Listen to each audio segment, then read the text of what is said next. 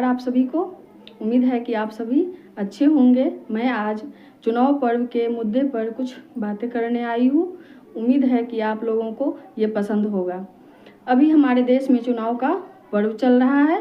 यह 7 मई 2024 को तीसरे चरण का मतदान होना है, जिसमें 5 संसदीय क्षेत्र में मतदान होगा और हम सभी इसमें आगे आकर बढ़ चढ़ कर के हिस्सा लेंगे। मतदान हम लोग जा कर के मतदान केंद्र पर अपने अपने मतों का प्रयोग करेंगे और यह चुनाव पर्व सभी के भविष्य का निर्माण करता है। हम सभी जानते हैं कि जब भी हमारे देश में कोई प्रतिनिधि आते हैं तो विभिन्न प्रकार के मुद्दों से रिलेटेड अपना अपना विचार देते हैं, लेकिन हमें अपने अनुसार वोट करना है। जो हमें पसंद होगा, जो हमें लगेगा कि हमारे रोजगार, स्वास्थ्य एवं बेरोजगारी की समस्या पर बात करेगी, जो हमें रोजगार दे सकते हैं, जो हमारे देश में जो विभिन्न प्रकार की समस्याएं उत्पन्न होती है, जैसे सुरक्षा से रिलेटेड है, महिलाओं से रिलेटेड है,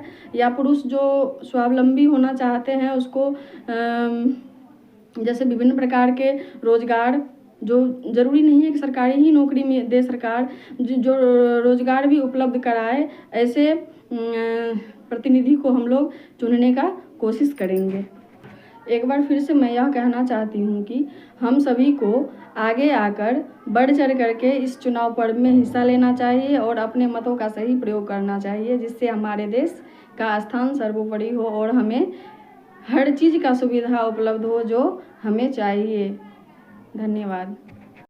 बहुत दिनों बाद मैं आप लोगों के सामने आई हूँ और मुझे समय ही नहीं मिल रहा था वीडियो बनाने का, इसलिए मैं आप लोगों के सामने नहीं आ रही थी। आज मैं वक्त निकाल कर रात में वीडियो बना रही हूँ और चुनाव का पर्व चल रहा है, इसलिए मैंने सोचा कि चुनाव पर कुछ बात किया जाए। वैसे तो आप सभी समझदार हैं और अपने हक को पहचानते हैं, पर मैंने भी सोचा कि मैं भी कुछ अपने तरफ से रखूँ। पहले मैं आदर्श मध्य विद्यालय भान में प्राइमरी की शिक्षिका थी, पर TRD 1 BPSC के द्वारा जो एग्ज़ाम हुआ उसमें मेरा सिलेक्शन +2 में जूलॉजी विषय में हो गया और मैं आलमनगर गंगापुर बागेश्वरी में मेरा पोस्टिंग हुआ, जिससे मैं बहुत व्यस्त हो गई। और मैं पहले प्राथमिक में थी तो छोटे बच्चे हुआ करते थे, अब 11th-12th के बच्चे होते हैं तो उसमें ज़्यादा टाइम लगता है और टाइम के साथ साथ मेहनत भी ज़्यादा करनी पड़ती है और मुझे समय भी नहीं मिलता है कि मैं आप लोगों के पास आऊँ। तो इसी तरह से अगर मुझे टाइम मिला तो मैं छोटी छोटी बात पे लेकर के आऊँगी आप लोगों के समक्ष। तो मैं बस अब क्या और कहूँ, आप लोग चुनाव पर्व में बढ़ चढ़ करके हिस्सा लें और अपने अपने मतों का सही ढंग से प्रयोग करें और आगे भी मैं इस तरह का वीडियो बनाते रहूँगी। उम्मीद है कि आप लोगों को पसंद आएगा। धन्यवाद।